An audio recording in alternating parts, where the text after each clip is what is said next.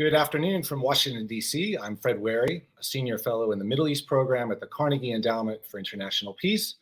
It's my pleasure to welcome you to this virtual discussion on U.S. Saudi relations, what next? The Saudi move earlier this month to cut oil production in conjunction with Russia as part of the OPEC Plus has thrust the U.S. Saudi relationship into a new phase of crisis. The Biden administration, along with a chorus of bipartisan voices in Congress, view the move as a flagrant snub and collusion with Putin. The Saudis, for their part, maintain that the move was entirely due to economic self-interest at home. The question then arises, what next? Does this latest crisis signal a significant rupture in a relationship that many have argued has outlived its strategic logic for America and become more of a liability? Or is it yet another bump in a frequently rocky but still vital partnership that was always based more on mutual interest rather than shared values? To tackle these questions, I'm very pleased to welcome our distinguished panelists. Senator Chris Murphy of Connecticut, as a member of the Senate Foreign Relations Committee, he's been a longtime advocate for revising the Saudi-U.S. partnership. Dr. Hala Al-Dosari is a leading Saudi scholar and activist who focuses on human rights, health, and gender relations. And Ambassador Martin Indyk is a distinguished fellow at the Council on Foreign Relations who has held a variety of senior U.S. government posts related to the Middle East. Senator Murphy, we'll start with you, and thank you so much again for joining us. You've publicly called for a reevaluation of the Saudi U.S. partnership. Walk us through the specifics of what that reevaluation should look like. What would you like to see moving forward from the Biden administration? Well, first of all, thank you to Carnegie for hosting the three of us. Fred, thanks for your leadership in pulling us together. I am very much the amateur on this panel compared to the amount of time that both Martin and Hala have spent workshopping the U.S. Saudi relationship, both past, present, and future. It is no secret I have long been a proponent for a serious rethink of the foundations of the U.S. Saudi partnership. My study of this relationship sprang forth from my early opposition to the Iraq War. I was elected to Congress in 2006 as an opponent of the Iraq War, but I was deeply dissatisfied with my positioning being simply opposition to a war that at the time the administration was selling as necessary to combat global extremism. And so I dug deeper into the roots of Sunni extremism and found that many of those roots ran straight through our Gulf partners who were sometimes quietly, sometimes not so quietly, providing significant funding to the very radical clerics that were often organizing against the United States. And so my first sort of remarks on this topic of reorienting the U.S.-Saudi relationship came, way back in 2016, when at the time I was much more focused on this question of the Gulf states' support for radical organizations around the world.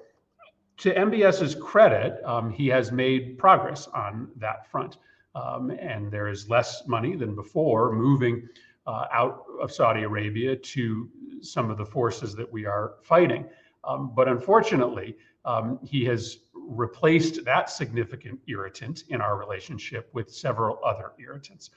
This is a regime that is much more engaged in the massive systematic repression of political dissent inside and outside of Saudi Arabia, sometimes very often in incredibly public ways that make it very difficult for the United States to continue to be a strategic partner. This is a regime that is much more militarily engaged in the region. It used to be that when we sold weapons to the Saudis, that they would largely collect dusts in warehouses and on airfields. Now they are used to fight proxy wars against Iran, to bomb civilians in Yemen, and to once again make it very difficult morally and strategically for the United States to continue to attach themselves to this regime. And as Iran continues its provocative behaviors and gets closer and closer to a nuclear weapon, there is just no question that the United States, through our funding of one side of that proxy war, has stimulated an arms race between Shia and Sunni in the region, none of which accrues to the security benefit of the United States. I think the reasons have been present for a long time for a broader rethink of our alliance, not just with Saudi Arabia, but with the Gulf states in general. And I've written on this topic several times. I certainly wasn't surprised by the Saudis' most recent decision to decrease oil output through the OPEC Plus mechanism, not just because I've been watching them act in ways contrary to our security interests for the better part of a decade, but because since the outset of the Ukraine war, it's been pretty clear that the Saudis were intent on choosing the Russian side rather than the U.S. side. They had the opportunity early on to try to stem the dramatic increase in fuel prices around the world. They essentially forced the president of the United States to show up and shake hands with Mohammed bin Salman in order to even consider acting in a way that would ultimately bring down prices for the United States. They had the opportunity to divorce themselves from Russia inside OPEC Plus. They did not do that. They continued to coordinate with the Russians. And then, of course, they had the opportunity to at least hold oil consumption flat over the course of the remainder of this year. My sense is that that's what the administration expected based upon representations made by the Saudis. They made a very different decision. I mean, I thought the whole purpose of spending billions of dollars in U.S. taxpayer money on the defense of Saudi Arabia, the whole purpose of deploying thousands of our troops, putting our troops' lives on the line inside Saudi Arabia, I thought the whole purpose of looking the other way as Jamal Khashoggi was chopped up into little pieces and the Saudis continue to lock up American citizens inside Saudi Arabia. I thought the whole purpose of all of that was that if there was a global crisis, right, and we needed the Saudis to choose between us and the Russians or the Chinese, they would choose us. They haven't.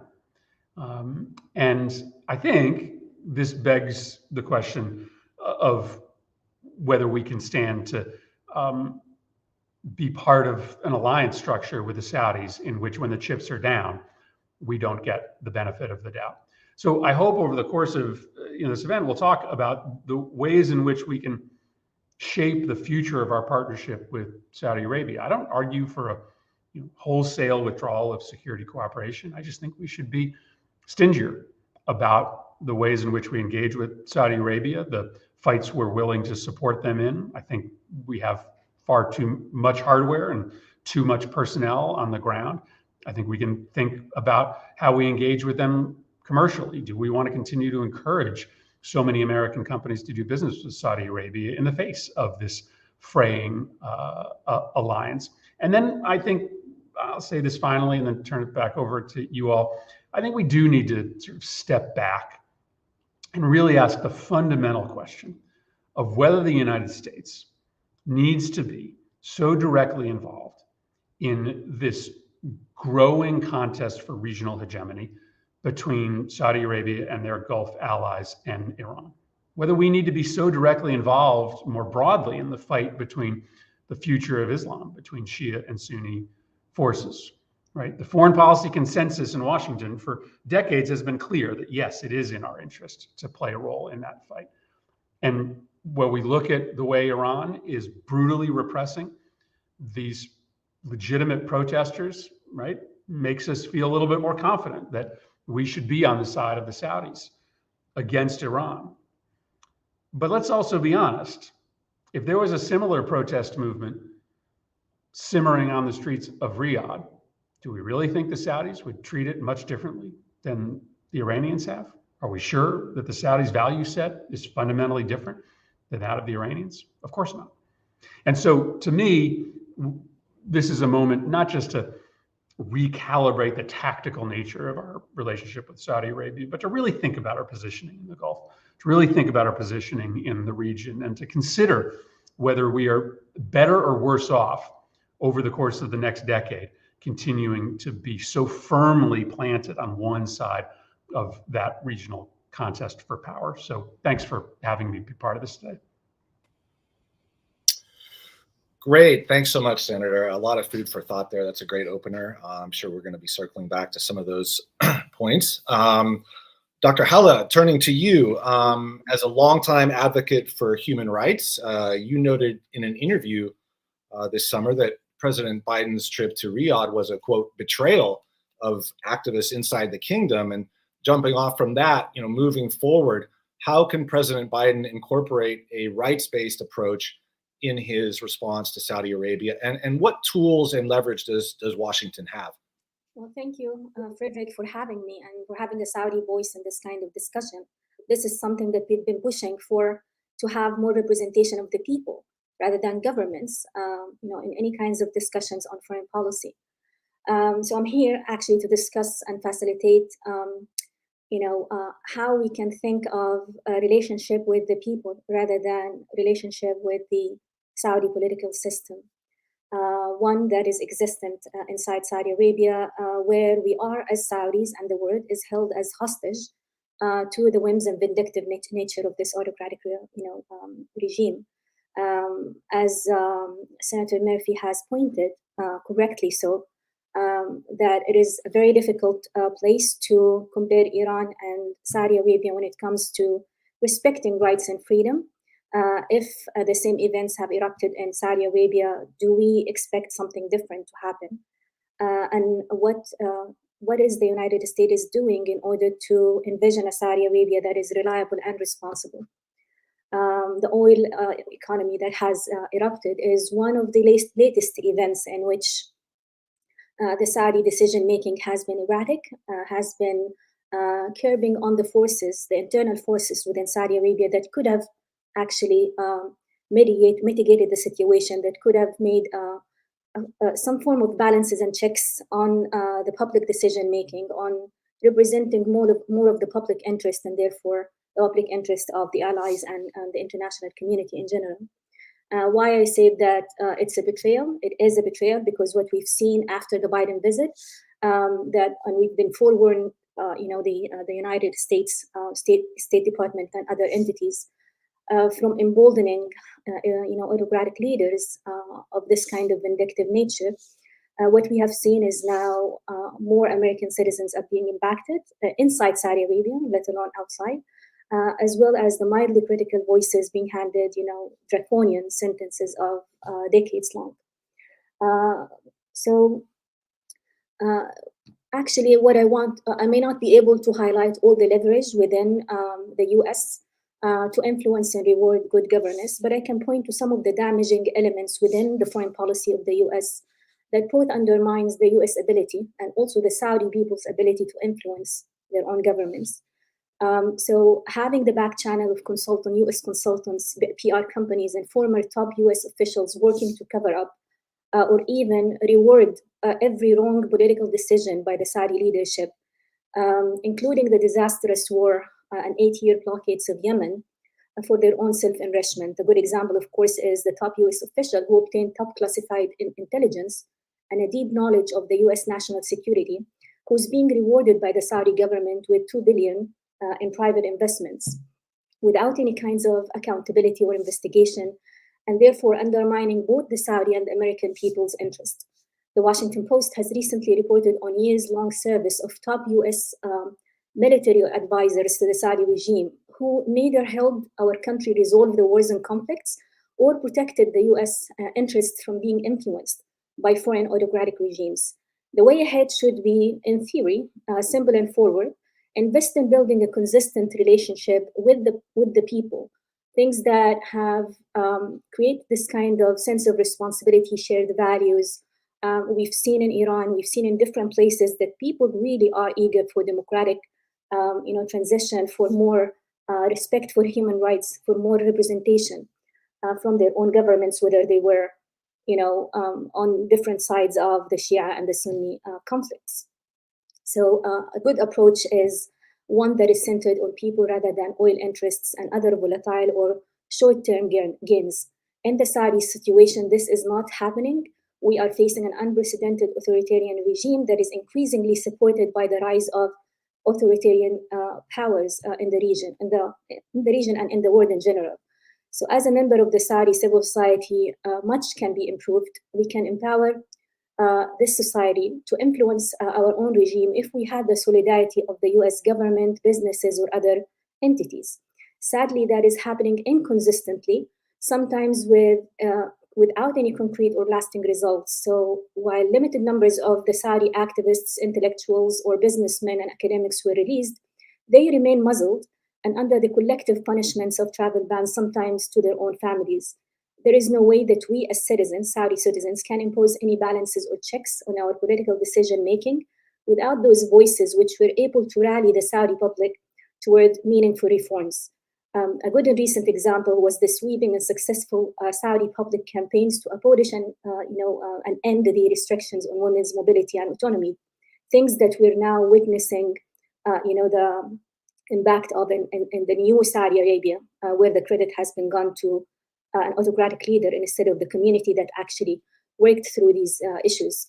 But now we are at a stage where the Saudi government is emboldened not only to actively silence every influential voice, but to boldly punish those with even petty grievances, like people objecting on land eviction, forced land evictions. For those advising to return to the basic approach of abandoning any relationship with the Saudi government, I would cautiously advise against that. We're not in a position where it's either or. I think we need a good strategy. And DAWN, which is the Democracy for the Arab World now, has actually published a very good study on the conditionality of aid and support to foreign governments from the US, more or less of a good starting point to think ahead.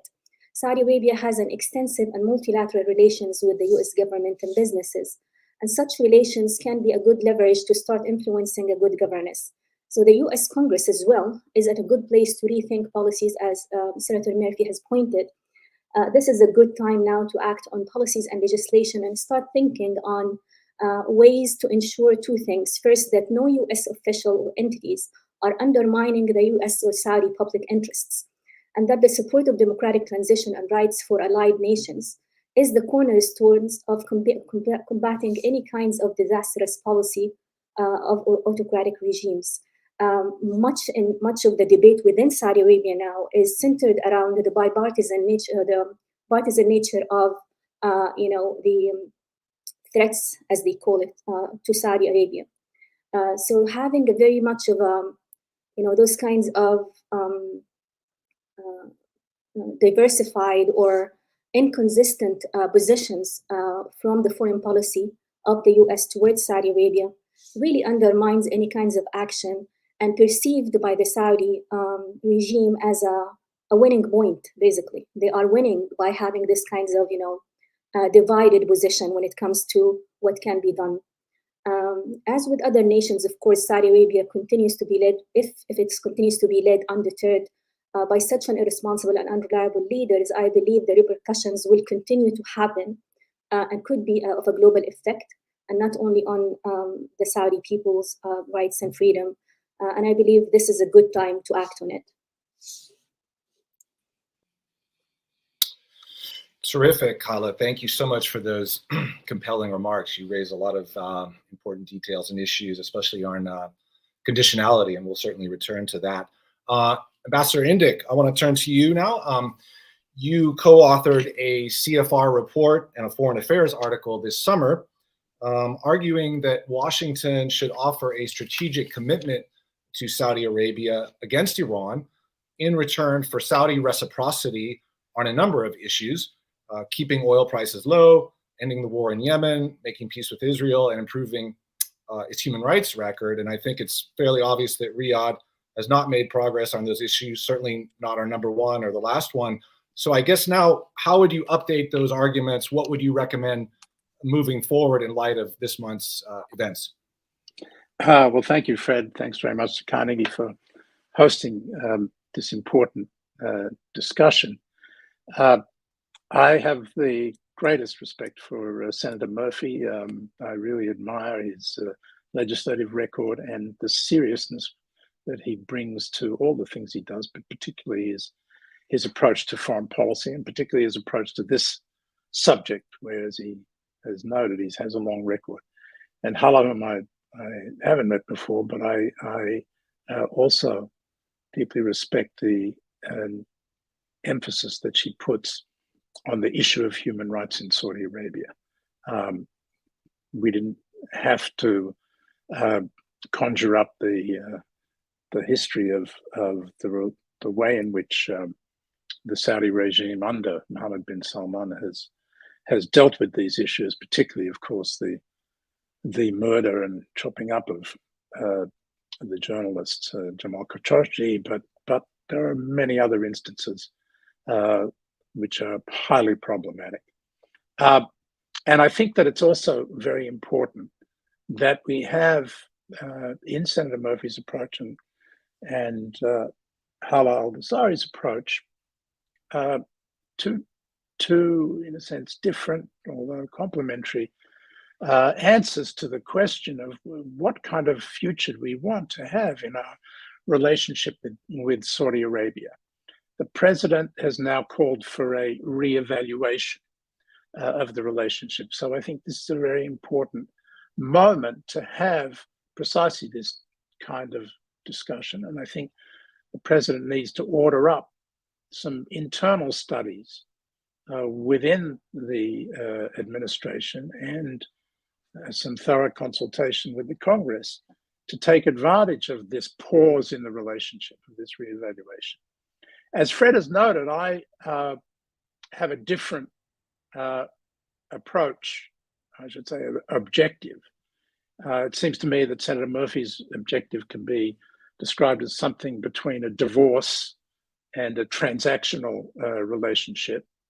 Hala is very clear about conditioning our relations on Saudi regime's treatment of its own people. But I approach it from a different perspective and think that actually we're in a situation where we can't live with MBS and we can't live without him. And that is the kind of reality of what are we supposed to do then in that situation. And that's where my colleague Steve Cook and I came up with this idea of what one can call a grand bargain, a strategic compact in which Saudi Arabia needs a reliable U.S. partner. And let's face it, in the last years, we haven't been a reliable partner in the Middle East, particularly in the Trump administration, but also in the Obama administration beforehand. And we need to go, we need in return, a responsible Saudi leader who will work with us rather than against us. And the way in which they can work against us, we've just seen in stark relief. The heart of this matter is the fact that the Saudis are and will be, for the foreseeable future, the swing producer in the oil market. And even though we don't need their oil ourselves, their ability to affect the price of oil by pumping more or pumping less is something that has a fairly profound impact on our economy and on the global economy. And unless we can find a way to replace Saudi Arabia in that role, and we can discuss that, but it's not simply done, we need to reach an understanding with them, one that we manifestly don't have at the moment. And so I think it's important to look at this alternative as we do this reevaluation of a grand compact in which we offer the Saudis a more reliable security guarantee, but in return, we reach understandings with them about their behavior on all of the issues that are important in our relationship, starting with their role of maintaining a reasonable price of oil in the oil market. Reasonable today would be defined as somewhere between $80 and $90. rather than the $100 to $120 that they seem to want for themselves and for the Russians. We need an understanding with them about their treatment of their own people. We need an understanding about Yemen, the Yemen war.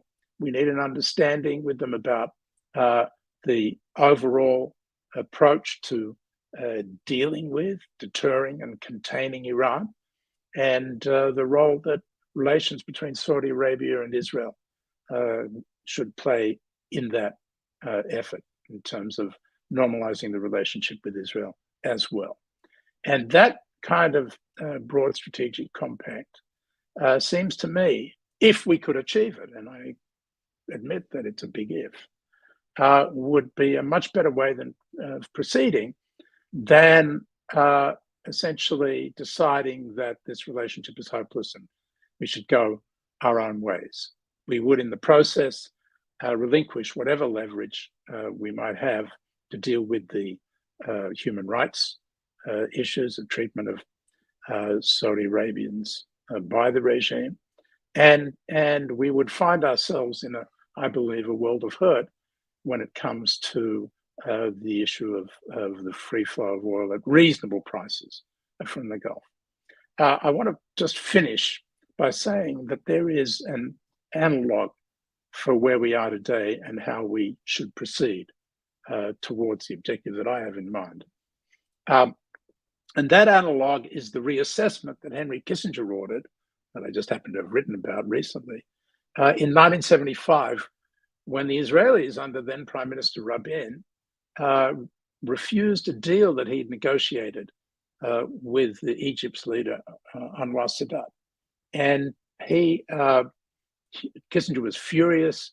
He came home humiliated. President Ford was, quote, mad as hell. And what did they do? I just wanted to review what they did because I think it's a good template for what we should do now. They ordered the following steps: a national security study of U.S. interests, objectives, strategy, and policy in the Middle East, a review of Israel's request for $1.8 billion in military assistance and $700 million in economic assistance.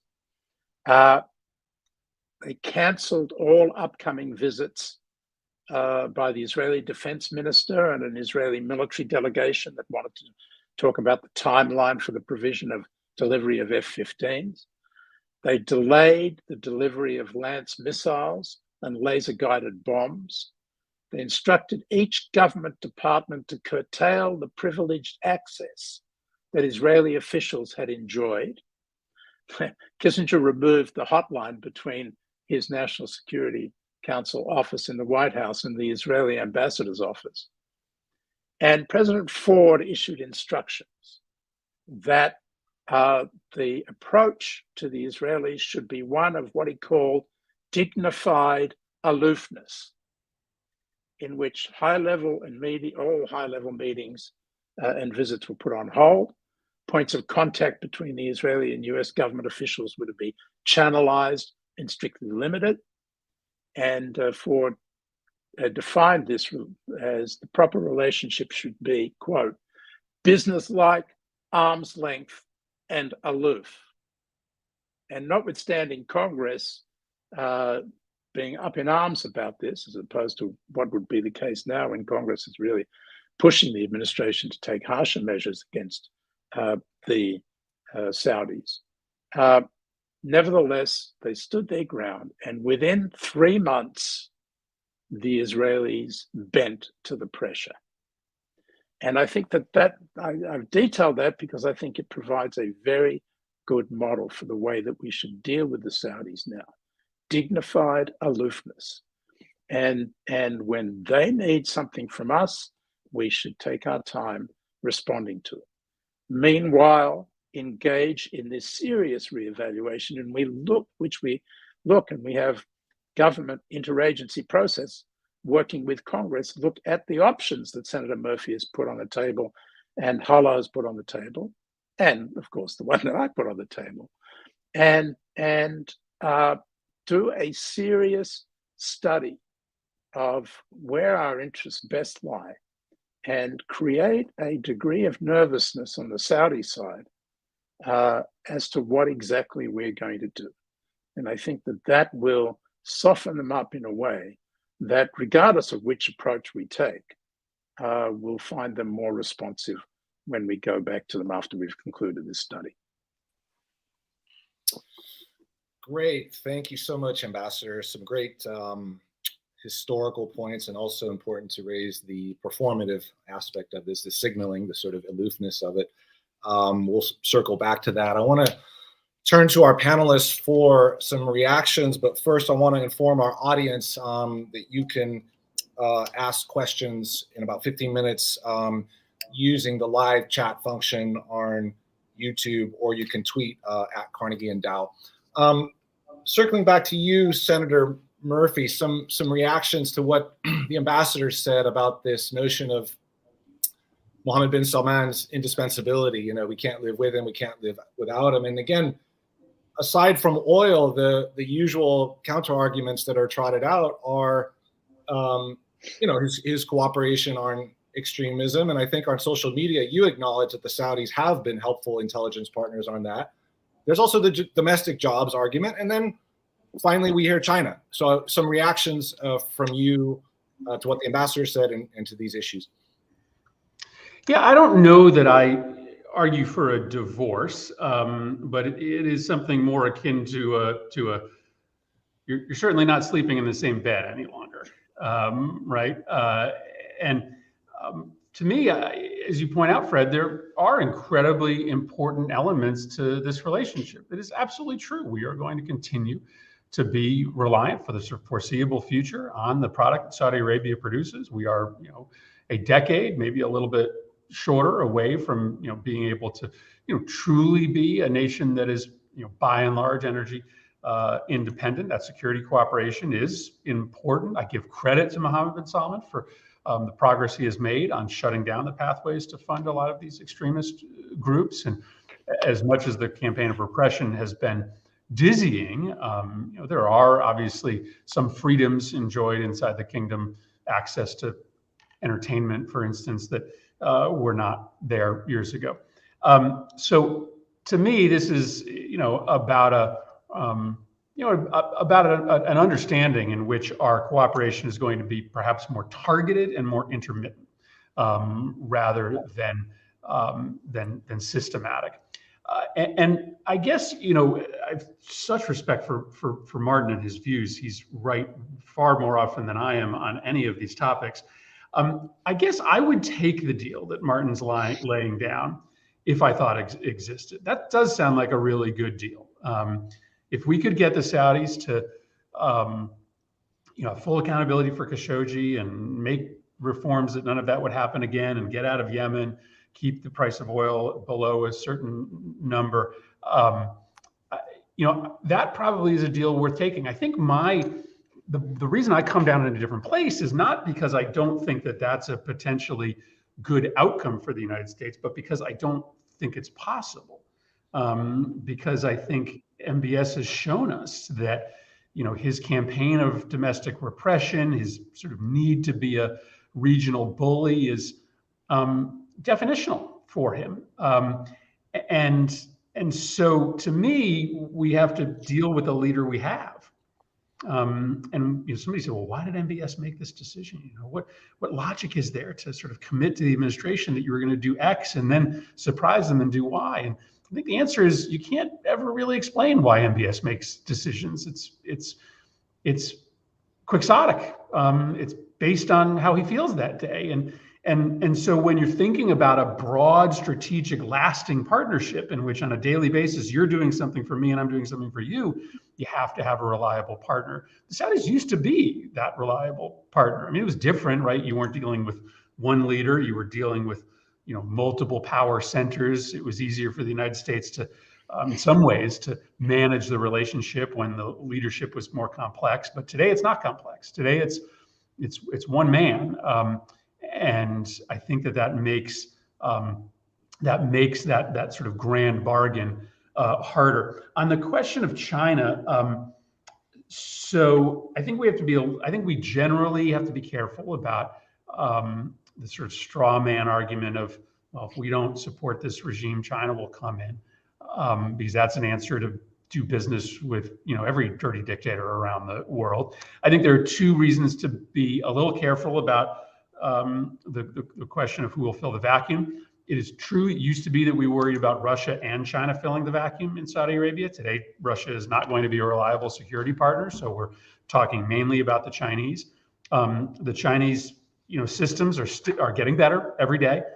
They are still not as good as the U.S. systems. The HQ9s are nice. The QW12s are impressive, but Patriots are still best of class.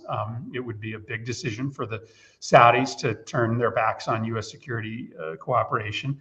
And I also, just think there's a limit to how much of the security environment China wants to own in the region. They got a great deal right now. They got a great deal, right? The U.S. protects the oil, and China gets the benefit. So I think there's a point at which China will say, well, not exactly willing to step in and put 3,000 troops on the ground if the United States pulls out. And I think the Saudis know that.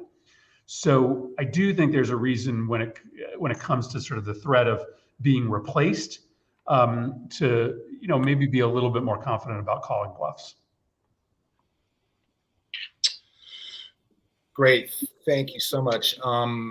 Dr. Hala, turning to you and your reactions to the ambassador's proposal. Again, Mohammed bin Salman, he's going to be in power for a long time.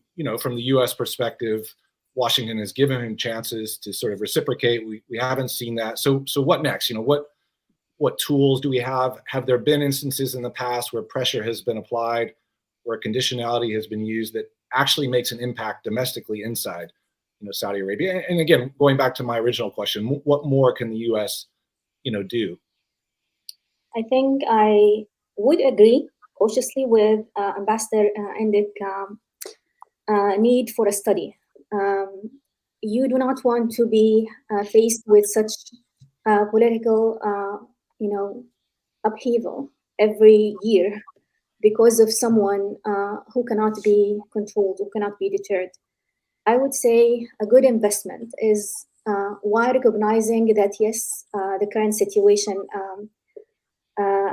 today is that we have someone, with an absolute control of every resources inside Saudi Arabia, and using those kinds of resources in an irresponsible and unreliable way that affects both nations, or basically Saudis and the region. I would highlight also that there are success stories that happened, like for instance, ending the siege of Qatar, for instance. That happened to the benefit of the region and allowed Qatar to be more of an active regional player again, instead of being isolated and having these kinds of unnecessary situations.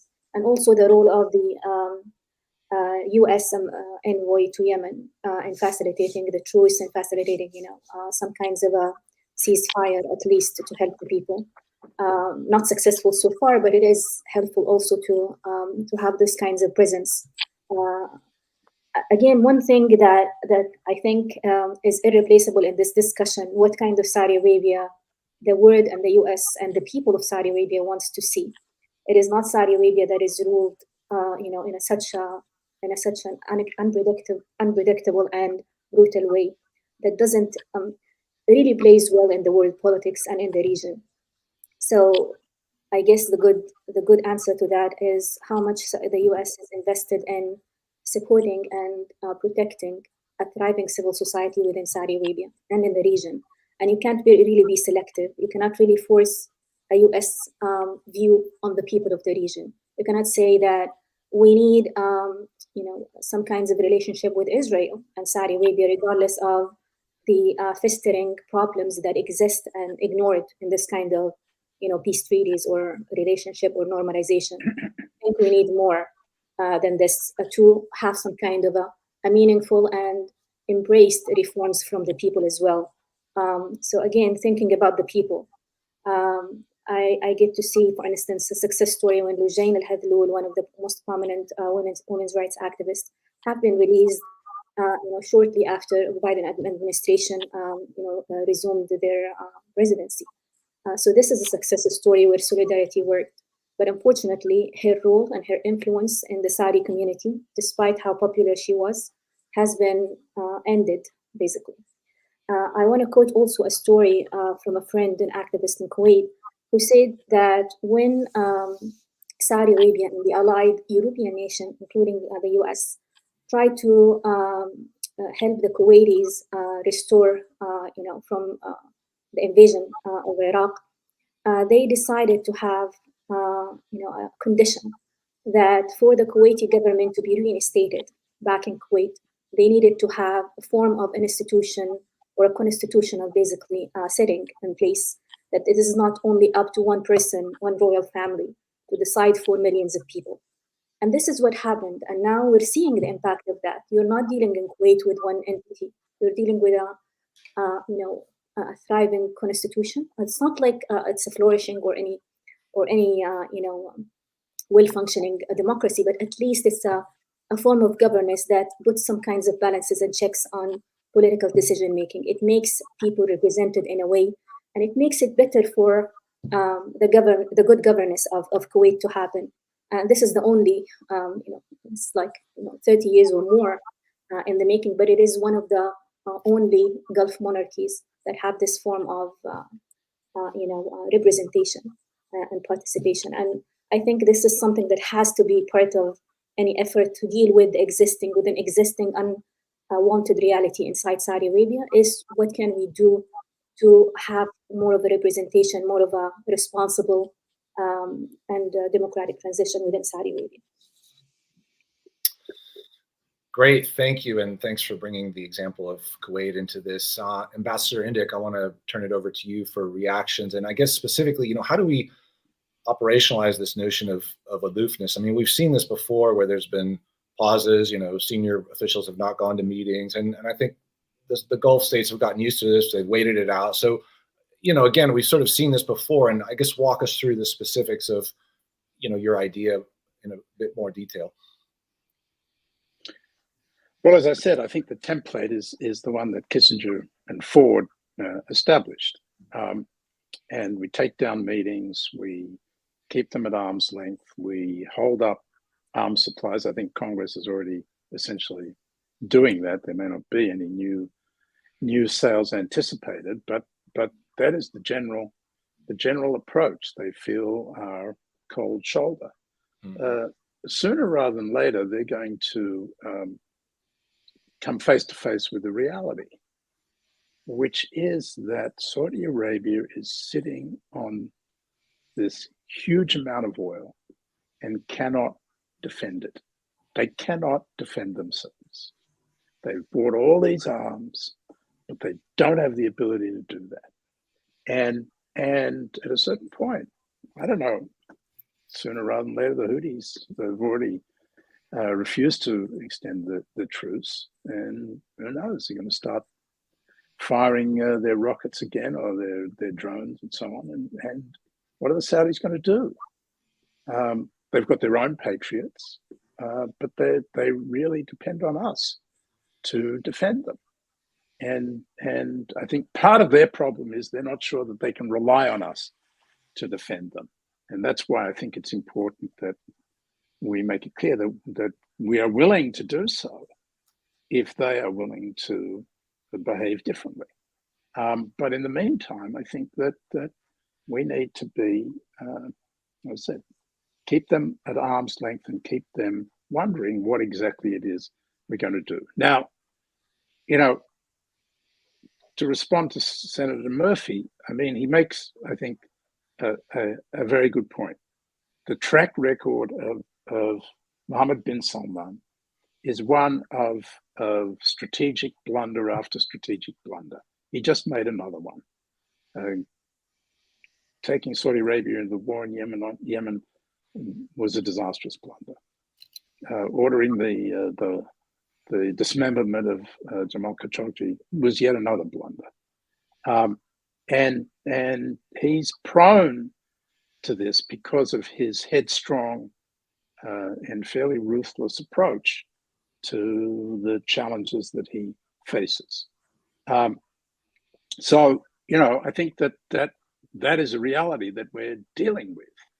And the problem I have with adopting, I don't know what Senator Murphy would be satisfied with, a separation rather than a divorce. Whatever that is, it ends up in a divorce. Because the problems in the relationship, failing to address those problems head on and coming to some understanding, will mean that those problems will plague the relationship to the point where a divorce becomes kind of inevitable. And we're headed in that direction now. Congress is going to act in all sorts of ways that are going to accelerate that. And the Saudis seem to be hell-bent on following their very parochial interest in the price of oil in a very cynical way. It's just going to build on itself. So I think before we go down that road, we need to try the alternative of trying to come to an understanding on a comprehensive understanding of all these issues. Maybe it can't be achieved. And then we've got to think about how we protect ourselves from the consequences of Saudi Arabia aligning itself with Russia in OPEC Plus and engaging in oil pricing policies that can be very damaging to us and to the global economy. We need to do a study of that as well. But in my view, we at least need to give this a good college try and see if we can come to an understanding. And then if not, there'll be plenty of opportunity to let them go their own way.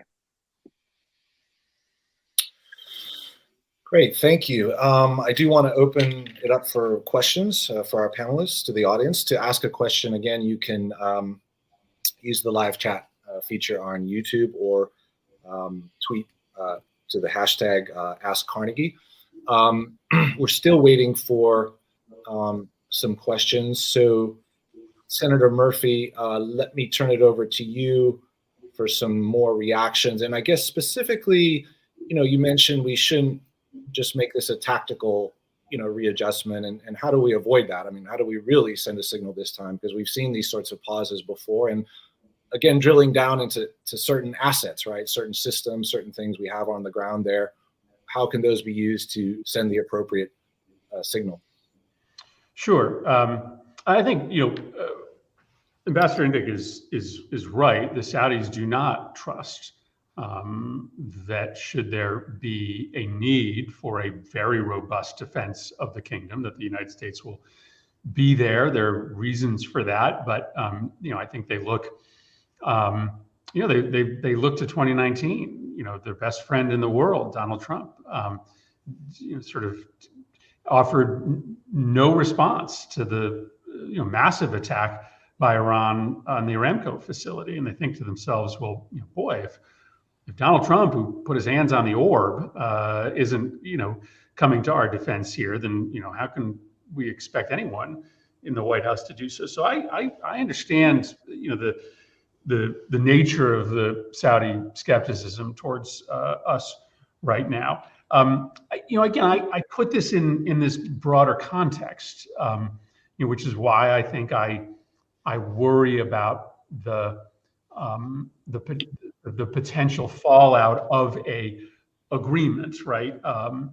Because I think we have seen evidence that this particular leader is willing to use U.S. security assistance in a way that previous leaders weren't. And we just don't need any more conflicts, any more destabilizing activity on our hands in the region than we already have. And whether it's the kidnapping of the Lebanese prime minister, or this just nonsensical war in Yemen, or the fight with Qatar that was just disastrous for all of us. I worry that we're just in for more of that, and that more security aid to Riyadh, which would be in the name of defending Riyadh, is going to ultimately find its way into another Yemen. I think we're also at a moment where we're in a fight for the future of democracy, and I have been more broadly critical of this administration in its Middle East policy. I think Saudi Arabia is not alone in meriting more attention from the United States when it comes to human rights record. I do not understand why we continue to be in such robust security business with the Egyptians when they have, tens of thousands of political prisoners locked up. And I care about all of this because I think more than ever before, it matters today whether the United States is both walking the walk and talking the talk on democracy and human rights. Back in the Cold War, the choice was so bipolar. The Soviets were, such an unappetizing partner that it just wasn't a fair fight in many ways. But today, illiberal democracy is a really attractive model. And the more that America's support for democracy and human rights becomes corrupted by our very close alliance with countries like Egypt and Saudi Arabia that are getting worse when it comes to their human rights record, I think it becomes a lot harder to rally the world around a set of values that we don't share with many of our closest partners. So I also think that this is just a moment in time where we've got to be a little bit more cold-blooded about the way in which we marry our rhetoric on human rights and democracy with our action. But I mean, listen, if there's a chance that agreement, could be reached with the Saudis, and I think it would have to involve real political reform domestically for it to be worthwhile, then I'm certainly open to that dialogue. And I mean, maybe what you're hearing between Martin and I is just a maybe disagreement on the belief we have in it ultimately succeeding. Great, thank you. We've got one question from our audience. And again, I think this has been well covered in the media. Again, Saudi officials argue that the OPEC Plus decision was merely economic and to prevent a potential collapse in the oil price. Again, is this analysis completely wrong?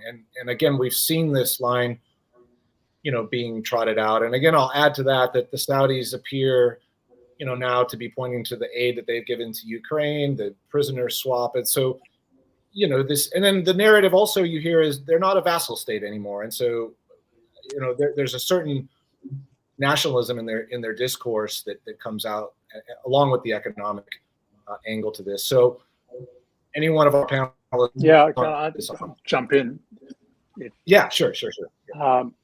Because I think that this is the Saudi justification, but I think it misses a whole lot of facts. The first one being that President Biden went to Saudi Arabia to effect a reconciliation with the Crown Prince, despite a lot of criticism from his own party for doing that, reached an understanding with Mohammed bin Salman, in which the Crown Prince committed to increasing production of oil over the next few months to the end of the year to 750,000 barrels a day. That was the commitment that the Crown Prince made when the president was there. But there was an agreement not to announce it, the details. But that was the commitment. And you recall that the president came out and said that the Saudis have agreed to increase production.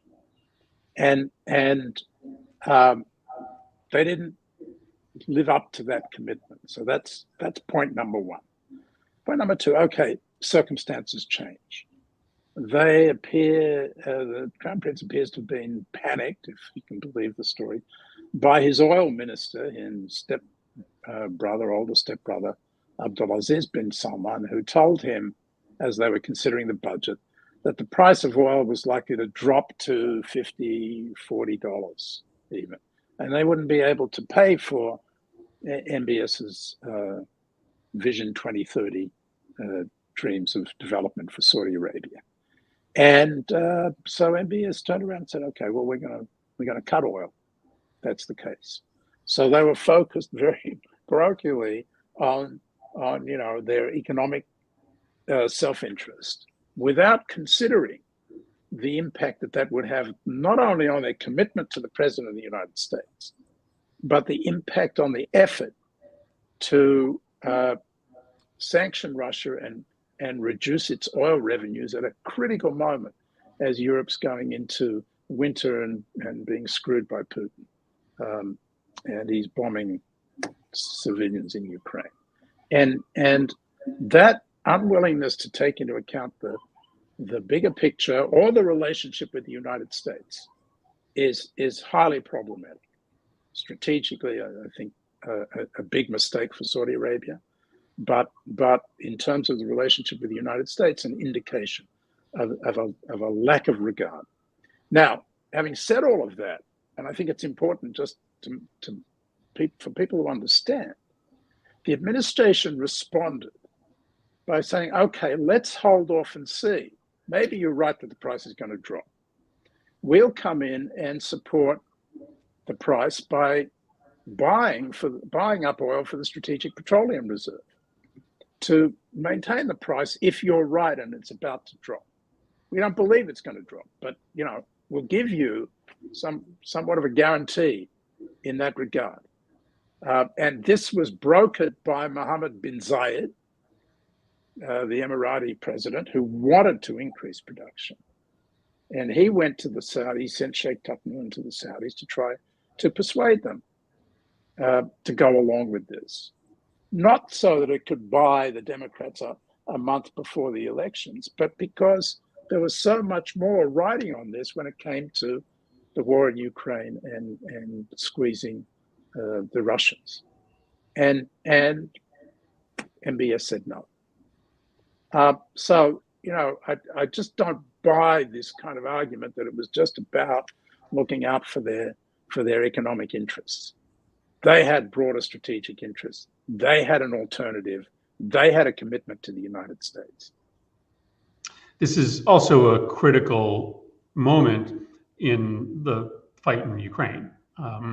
You obviously have some very dangerous saber rattling happening from Vladimir Putin, but you also have the diplomatic walls closing on him a bit, right? More public rapprochement from partners like China and India, a terrible result in the General Assembly, sort of showing that there's a lack of patience in many parts of the world. And so, this is a month in which, there was an ability to send a consistent message to Putin that your friends are vanishing, and now is the time to figure out a path out of this. And so, I think that is the other piece of this, is that the timing of this, and I don't want to overstate, the impact on Russia. Russia's still selling a lot of, oil around the world's partners, but this sort of lifeline to Russia came at a particularly bad time. And if I might add something also. So what we're seeing from the Saudi aid to Ukraine, which is enormous, afterwards, really is not, falling within this kind of economic justification. So if Saudi Arabia is worried about its own economic situation, why are we seeing this enormous aid being paid, while they could have paid, they could have helped in a different way without having to, not that I'm against the aid, but again, this is something that doesn't show, economic limitations. And also the money that is being paid for PR and for consultancy, for all of the other things. I think in terms of economy, these are not actions that would support a limited economy or a limited economic situation. Very good point. This is the last question. I'll direct it to Senator Murphy. How would a sustained cooling of U.S. Saudi relations affect the GCC and U.S. security cooperation with the other Gulf states? Well, I think as you heard, Martin explain, there has been noticeably different behavior by the Emiratis and the Saudis. Listen, I think the Emiratis are very good at public relations and often get maybe a little bit more credit for some of the things they've done in the region than they might deserve. They made a big public show of pulling out of Yemen, query how far out the Emiratis really are of Yemen. But there's no doubt that there is and you've obviously seen what the Qataris have done, in part because they were forced to draw closer to the United States because of the break between the Emiratis, the Saudis, and the Qataris. But there are all sorts of signs that if there was a bit more of a transactional, intermittent relationship with Saudis, other nations in the region may be willing to step up and offer greater level of cooperation. And so I don't think it's an all or nothing proposition in which if you decide to pull some troops out of Saudi Arabia. And again, I hear Martin's counsel that this is sort of heading in the direction of divorce, and even if you don't intend for it, that may end up where you go. And I'll internalize that and think about it, because I think we want to be careful not to set in motion something we don't intend. At the same time, I think there is a potential that there would be other partners that would fill some of the political vacuum, at least, though their other partners simply don't have the resources that Saudi Arabia does when it comes to the contribution to OPEC oil output. Thank you, Senator. Unfortunately, we have run out of time. I want to thank all three of you for a very rich and illuminating discussion. This certainly isn't the end of the debate, and we look forward to hearing from all three of you in the future. And thank you also to our audience for joining us and for your questions. And goodbye from Washington. Thank you again. Thank you.